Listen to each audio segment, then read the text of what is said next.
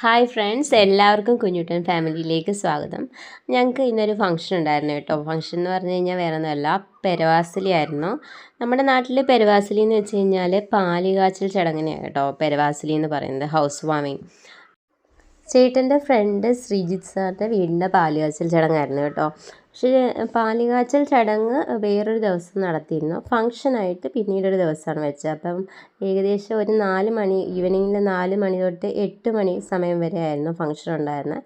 പക്ഷെ ഞങ്ങൾ ചെന്നപ്പോഴത്തേക്കും പതിവ് പോലെ താമസമായിരുന്നു. 10 മണിക്കാണ് ഞങ്ങൾ ചെല്ലുന്നത്. അപ്പോഴത്തേക്കും തിരക്കൊക്കെ ഒഴിഞ്ഞിട്ടുണ്ടായിരുന്നു.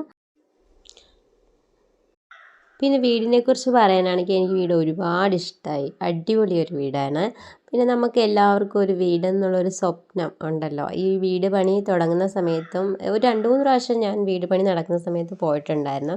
പക്ഷെ കംപ്ലീറ്റ് ചെയ്തതിന് ശേഷം ഇപ്പോൾ ആദ്യമായിട്ടാണ് വന്ന അന്ന്. വീടിൻ്റെ പേര് ഞാൻ ആദ്യമേ പറയട്ടെ, വിഹാരം എന്നാണ് കേട്ടോ. ഞാൻ ഇപ്പോഴാണ് കേട്ടോ ശരിക്കും ശ്രദ്ധിക്കുന്നത് വീഡിയോയിൽ.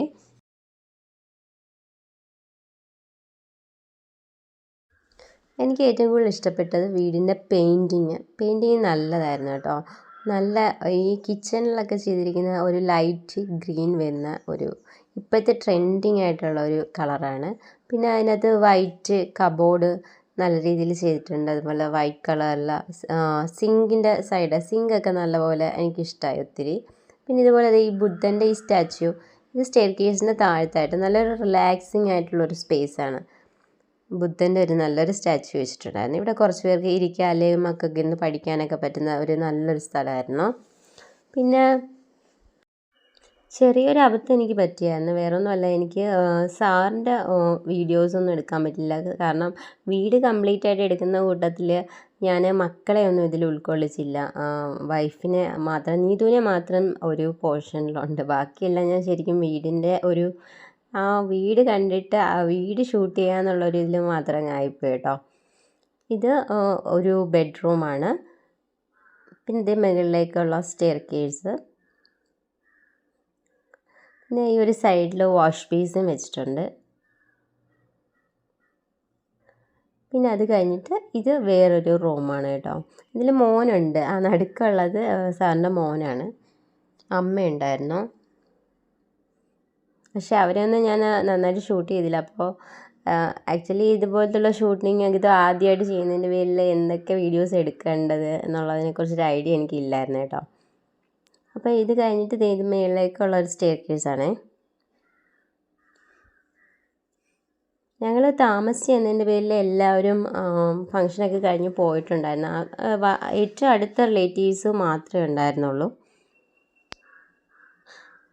ഇത് മുകളിലേക്കുള്ള സ്റ്റെയർ കേസാണ്.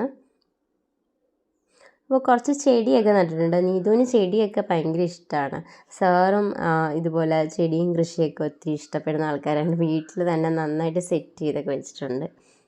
അത് എനിക്ക് നന്നായിട്ട് തോന്നി. പിന്നെ ഇത് ഉള്ള ഒരു മുറിയാണ്. നല്ലൊരു വലിയൊരു റൂമാണ് കേട്ടോ. ഞാൻ ബാത്റൂമൊന്നും ഓപ്പൺ ചെയ്തില്ല സത്യത്തിൽ, അതൊക്കെ മറന്നുപോയി ശരിക്കും. അത് കഴിഞ്ഞിട്ട് ആ റൂമിൽ നിന്ന് നമുക്ക് പുറത്തേക്ക് ഇറങ്ങുന്ന ഒരു സ്പേസ് ആട്ടോ ഇത്. ഇവിടെ നിന്ന് ഒരു മുകളിലേക്കൊരു സ്റ്റെയർ ഉണ്ട്. പിന്നെ ഇവിടെ ഈ കാണുന്ന ടൈലിട്ട ഭാഗത്ത് നമുക്ക് ഇരിക്കാം, പുറമേയുള്ള കാഴ്ചകളൊക്കെ കാണാം. ഇവിടെ നന്നായിട്ട് ഇരിക്കാൻ ടൈൽഡായിട്ട് ചെയ്തിട്ടുണ്ടത്. ലൈറ്റിംഗ് ഒക്കെ നന്നായിട്ട് ചെയ്തിട്ടുണ്ട്. എനിക്ക് ഒത്തിരി ഇഷ്ടമായി വീട്.